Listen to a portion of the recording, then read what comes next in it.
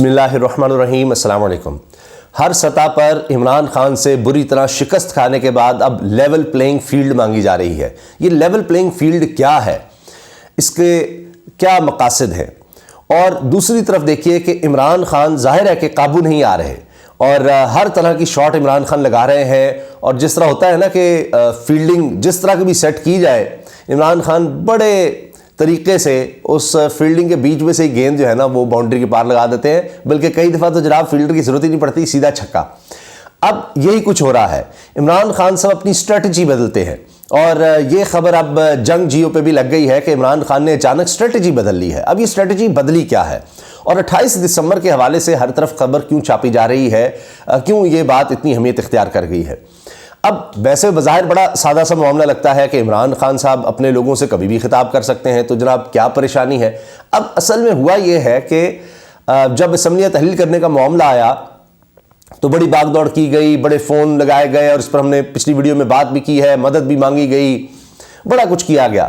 اور پھر عدالت سے جو فیصلہ آیا اس کا بھی عمران خان صاحب نے توڑ نکال لیا, اور وہ یہ کہ جی آپ 11 جنوری سے پہلے اعتماد کا ووٹ لے لیں.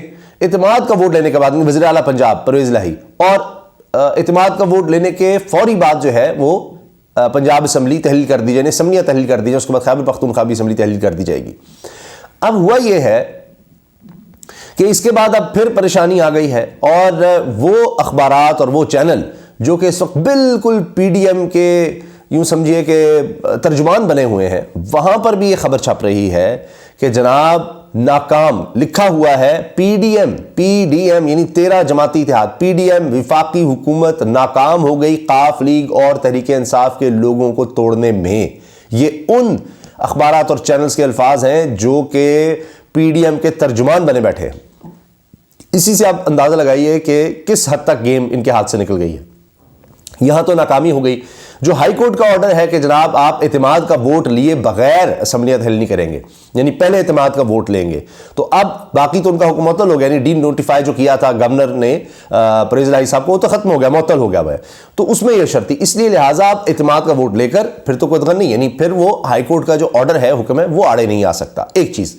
اب آ جاتے ہیں 28 دسمبر پر. عمران خان صاحب نے پہلے آج کے روز اجلاس بلایا ہوا تھا ایم این ایز کا, قومی اسمبلی کے جو ممبران ہیں جو استعفے دے چکے ہیں, جن کے استعفے منظور ہی نہیں ہو رہے. اب اسی لیے اسٹریٹجی بدلی ہے. کئی دفعہ کوشش کی گئی ان لوگوں کی طرف سے اسمبلی جانے کی, اور کبھی کوئی رکاوٹ, کبھی اجلاس ختم کر دیا جاتا ہے, کبھی جناب راجہ پرویز صاحب چھٹی پہ چلے جاتے ہیں, بڑے پینترے بدلے جاتے ہیں. اب اس کی کتنی اہمیت ہے اس بات کا اندازہ اسی سے لگائیے کہ شہباز شریف سے وزیر اعظم سے ملاقات کے بعد خواجہ سعد رفیق صاحب وفاقی وزیر ون آن ون ملاقات کرتے ہیں, اس کے بعد کہتے ہیں کہ جی پلیز اسمبلی میں آ جائیں, پلیز اسمبلی میں آ جائیں.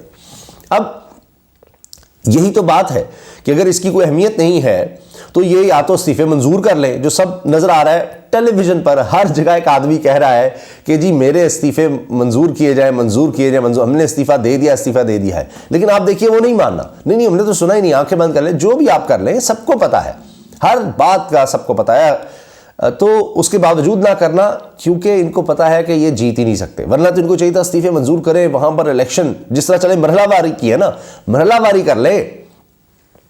اصل میں پہلے مرحلے میں ہی عمران خان صاحب کھڑے ہو گئے تھے تمام حلقوں سے, وہاں سے 1000-2000 کی لیڈ تھی. اب باقی جو ہے یہاں سے تھوڑی زیادہ لیڈ ہوگی. تو اب تو اگر ان کو تھوڑا سا بھی یہ اعتماد ہوتا کہ ہم سارے مل کے ہی چلے, ایک دو جماعت کی تو بات ہی نہیں, سارے مل کر الیکشن جیت سکتے ہیں, وسائل ہمارے پاس ہے, تو یہ مرحلہ وار استعفے منظور کرتے اور 2/3 اکثر سے بیٹھ جاتے, مسئلہ ہی کوئی نہیں تھا. قومی اسمبلی میں اتنی طاقت آ جاتی. لیکن جو انہوں نے کارکردگی دکھائی ہے ان تجربہ کاروں نے کہ ملک ڈیفالٹ کے دھانے پر کھڑا ہے. مفتاح اسماعیل بار بار ڈیفالٹ کی بات کر رہے ہیں, ان کا سابق وزیر خزانہ ڈیفالٹ کی بات کر رہا ہے, لوگ کہہ رہے ہیں آپ ملک کو تباہ کر رہے ہیں, برباد کر کے رکھ دیا انہوں نے ملک کو. اتنی تباہی معیشت کی کبھی نہیں تھی پاکستان کی تاریخ میں. عمران خان نے تو وبا کے دور میں اس سے کہیں زیادہ بہتر معیشت چلائی تھی, ہر کوئی یہ کہہ رہا ہے. تو جناب اب ان کو ووٹ کیا کسی نے خاک دینا ہے؟ میں آپ کو بہت عرصے سے بار بار گزارش کر رہا ہوں, بہت سے لوگ اس پر اعتراض بھی کرتے ہیں کہ آپ ڈرا دیتے ہیں. میں نے آپ کو بتایا تھا کچھ عرصہ پہلے ہی کہ یہ ایک اکنامک میلٹ ڈاؤن کی طرف حکومت لے جا رہی ہے. جب سے ساکھ ڈال رہے ہیں زیادہ حالات خراب ہوئے تیزی سے. اب صرف سمجھے 10-15 دن ہے جن میں انہوں نے فیصلے کرنے ہیں. بجلی اور گیس کے ریٹ تاریخی بلند ترین سطح پر پہلے ہی ہیں اور کئی گنا مہنگے کرنے ہیں انہوں نے. ایک چیز.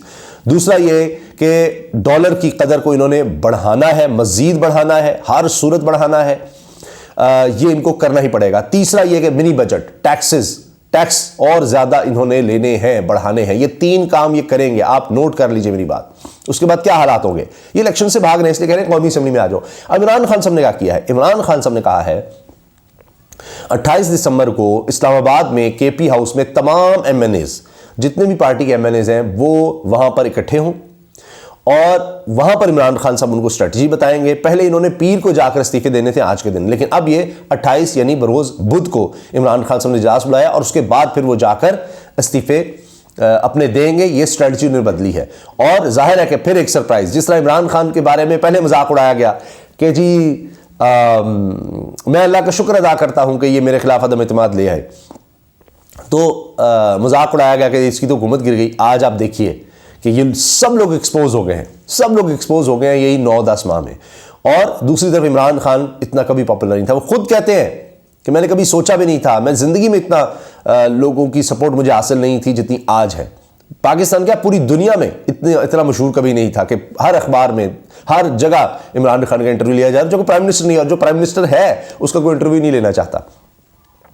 تو جناب اسی طرح عمران خان نے مارچ کے حوالے سے کہا تھا میں سرپرائز دوں گا، کوئی آنسو گیس کی شیلنگ نہیں ہوگی اب دوسرے لانگ مارچ میں، اور زخمی ہونے کے باوجود وہ وہاں گئے۔ اور اس کے بعد سے اب دیکھیے سیاست کا محور کون ہے، کیا کس طرف سیاست جا رہی ہے۔ وہی اسمبلیاں تحلیل کرنے کا اعلان، تب سے کھلبلی مچی ہوئی ہے اور عمران خان اس طرف بڑھ رہے ہیں کیونکہ وہ سمجھتے ہیں کہ الیکشن کے علاوہ اور کوئی حل نہیں ہے۔ اب وہ کہہ چکے ہیں مارچ یا اپریل میں وہ الیکشن دیکھ رہے ہیں، اس کے لیے انہوں نے اسٹریٹجی بدلی ہے اور ایم این ایز کو بلایا ہے۔ اب ظاہر ہے کہ اسی طرح کا سرپرائز ہو سکتا ہے اور وہ اسمبلی میں جا کر استعفے دیں گے ایم این ایز۔ اب یہ بڑی مشکل ہے کہ ان کو کیسے روکا جائے۔ پنجاب میں یہ لوگ ان کو خرید نہیں سکے، توڑ نہیں سکے، اب قومی اسمبلی میں یہ کوشش کریں گے لیکن وہاں بھی ان کو نظر آ رہا ہے کہ ناکامی ہے، اس لیے اب کہا جا رہا ہے لیول پلینگ فیلڈ دی جائے۔ میاں جاوید لطیف کہہ رہے ہیں، اس پر لوگوں نے ایسا تبصرہ کیا ہے کہ حیران کر دیا۔ کہا جی تمہیں جس طرح ملک تمہیں ٹھیکے پر دیا گیا اور تم نے برباد کر کے رکھ دیا ان 8-10 مہینوں میں، برباد کر دیا 9-10 ماہ میں، اب بھی تمہیں لیول پلینگ فیلڈ چاہیے۔ تم نے فیلڈ ہی اڑا دی ہے اس وطن کی، اس ملک کی، اس کی معیشت جو ہے اس کا تو میدان ہی اڑا کے رکھ دیا ہے، تباہ کر دیا، ابھی بھی تمہیں لیول پلینگ فیلڈ چاہیے۔